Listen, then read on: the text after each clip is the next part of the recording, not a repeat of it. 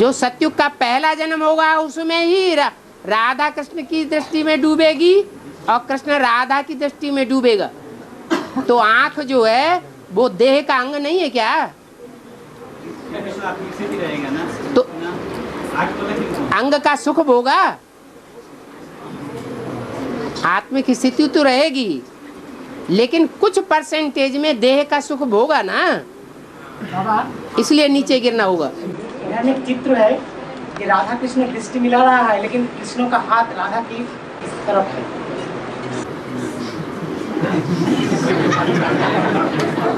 राधा का हाथ कृष्ण का हाथ में है। राधा का हाथ कृष्ण के हाथ में है। हाँ, कृष्ण का हाथ राधा के बाहों में इस तरफ है। हाँ, तो दृष्टि का प्यार है। हाँ, लेकिन शरीर का अंगों से लगा हुआ है। वहाँ तो दृष्टि का प्यार है। अरे वो बुद्धि रूपी हाथ दिखाया गया, सो भूल गए।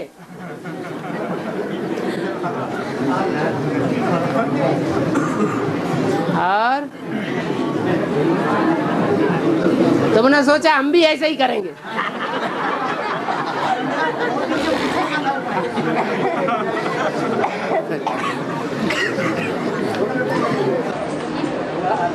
कैसे सृष्टि हुआ, कैसे हुआ, आत्मा कैसे हुआ? आत्मा कैसे हुई, आत्मा कैसे पैदा हुई, और सृष्टि कैसे पैदा हुई? कहाँ पहुँच गए? घूम घाम गए।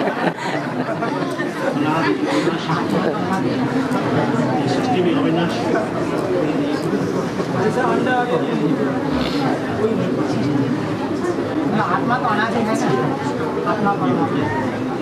आत्मा को भी अविनाशी कहा जाता है, और 5 तत्वों को भी अविनाशी कहा जाता है। लेकिन आत्मा भी चेंज होती रहती है, कभी सतो प्रधान, कभी सतो सामान्य, कभी रजो और तमो।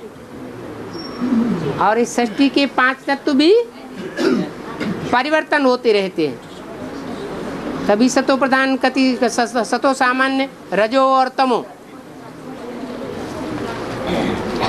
न आत्मा कभी खत्म, न परमात्मा कभी खत्म, और न ये सृष्टि कभी खत्म होती है। अनादिकाल से चली आ रही है और अनादिकाल से ऐसी ही बनी रहेगी। रूप परिवर्तन होता है। और ऐसा भी मूल्य में प्राण, जो वृक्षों, जो जड़, हाँ, वृक्षों में प्राण है, ऐसा भी मूल्य में कहा है। तो वो वृक्षों में वो परम धाम में चले जाएंगे, वृक्षों जड़ सब ऊपर से धीरे धीरे अभाव उतरेंगे, ऐसा बोला है। नया दुनिया जब होगा धीरे धीरे, हम बेसिक नॉलेज में सुना है। जो भी आत्माएं हैं उनमें मनुष्य आत्माएं सबसे ज्यादा चैतन्य है। मनुष्य आत्मा के मुकाबले और जो प्राणी हैं जड़त्वमयी वृद्धि वाले हैं। इसी प्रकार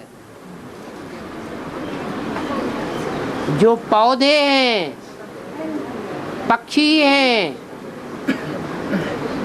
कीड़े मकोड़े हैं, पशु हैं, वो नंबरवार चित्त शक्ति वाले हैं। किन्हीं में चित्त शक्ति ज्यादा है और किन्हीं में कम है। तो जिनमें जितनी जास्ती बौद्धिक शक्ति है, विनाश होने के बाद वो पृथ्वी से उतने ही दूर के वातावरण में रहेंगे। और जितनी चित्त शक्ति कम होगी, माने बौद्धिक शक्ति कम होगी, जैसे पेड़ पौधे, तो उतने ही पृथ्वी के नजदीक नजदीक रहेंगे, नजदीकी वातावरण में रहेंगे, परम धाम में। तो एक आत्मा है, तो उसका डाल काट के जो कलम लगाई जाती है। उसका आत्मा कैसा है? आत्मा नहीं होता है। आत्मा की कलम नहीं लगती है, आत्मा नहीं कटती है, जो काटता है वो कलम लगाई जाती है। पेट का तो आत्मा है नहीं। जैसे एंग्लो इंडियन होता है, इंडियन माता है और अंग्रेज पुरुष है, तो बच्चे की पैदाइश नए तरीके की हो जाएगी। ऐसे ही पेड़ पौधों का भी ऐसे ही है।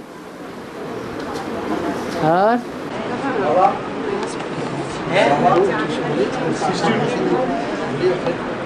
नया स्टूडेंट जाने वालों को तो रोकना ही नहीं है। बात करना है। इतने लोग कैसे बात करेंगे? कन्याओं को बात करना है। आत्मा नहीं होता। आत्मा होती है, होती नहीं है तो जब जड़ काटी जाती है तो कुम्हलाने कैसे लगता है? पत्ते क्यों लटकने लगते हैं? कोई पेड़ की एक तरफ की जड़ काट दो तो सारे पेड़ के पत्ते नहीं मुरझाएंगे, कोई एक तरफ के पत्ते मुरझाने लगते हैं। काटा तो नीचे है, ऊपर क्यों पहुंच गया?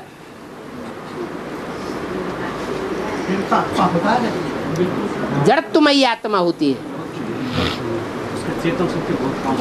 चेतन शक्ति कम है लेकिन है।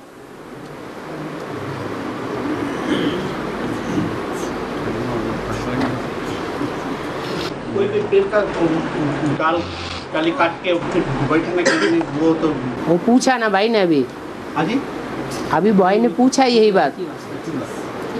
हाँ जी, उसमें फिर आत्मा चलाता है। मेन आत्मा नहीं चली जाती है। मेन वृक्षों में तो पेड़ आत्मा होता है जंतु में, और जो डाली काटा जाता है उसको फिर आत्मा नहीं चली जाती है, जो जड़ लगी हुई है। जहाँ जड़ लगी हुई है वो जड़ में ही आत्मा है। जो ऊपर की कलम काट के लगाई गई है उसमें तो सिर्फ परिवर्तन होता है। ऐसा कोई पेड़ है उसके कोई डाली काट के बैठा है तो वो बच जाता है, वो मरता नहीं, फिर उसमें तो आत्मा होगा ना। वो बताया ना, जहाँ जड़ लगी हुई है, जड़ लगी हुई है वो आत्मा है, उसमें आत्मा है।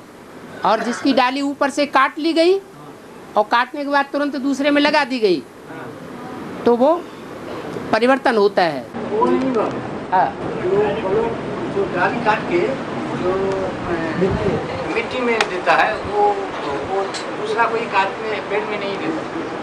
हाँ, कोई कोई ऐसे भी होते हैं जिनकी डाली ही काट करके जमीन में गाड़ दी जाती है, वो जड़ें पकड़ लेता है, जड़ पकड़ लेता है। जैसे कि ये सफ़ेदा यूकलिप्टस, हाँ जी, उसमें जीवन शक्ति ज़्यादा होती है, थोड़े समय तक रहती है। अगर ऐसे ही छोड़ देंगे थोड़े समय तो नहीं पैदा होगा।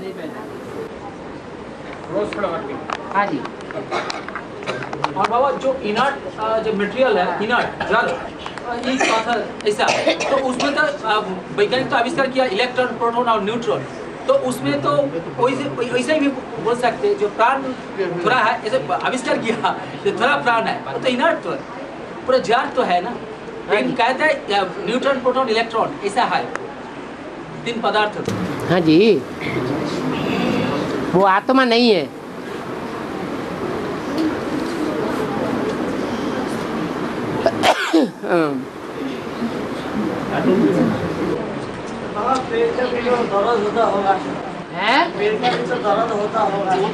दर्द नहीं होता तो ऊपर के पत्ते कैसे कुम्हला जाते हैं?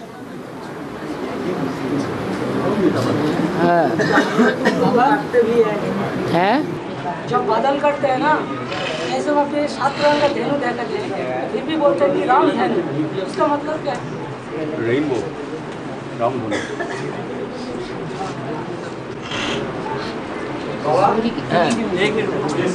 ये 5000 বছরের যে সৃষ্টিরূপী রঙ্গমঞ্চ দেখানো হয়েছে ওর মধ্যে सृष्टिरूपी जो रंगमंच दिखाया है 5000 साल का, उसमें स्वदेशी स्वधर्मी का कितना जन्म होगा, स्वदेशी विधर्मी का कितना जन्म होगा और विदेशी विधर्मी का कितना जन्म होगा। जैसे जैसे धर्म की क्षीणता है, जो धर्म जितना पुराना है उतना जास्ती जन्म देने वाला है, जास्ती आयु वाला, और जो जितना नया है उतना कम जन्म देने वाला।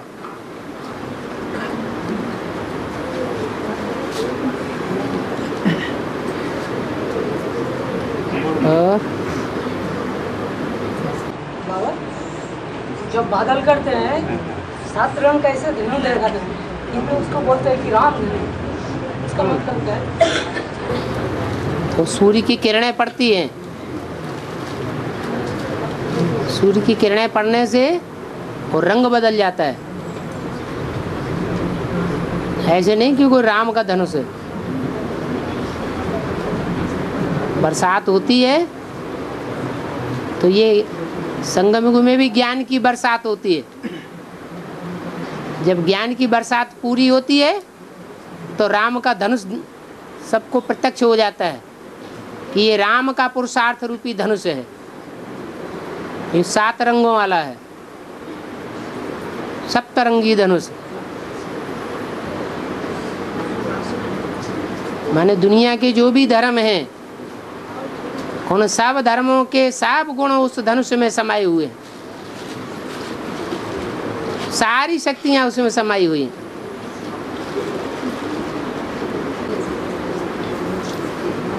वाह, टाइम हो गया।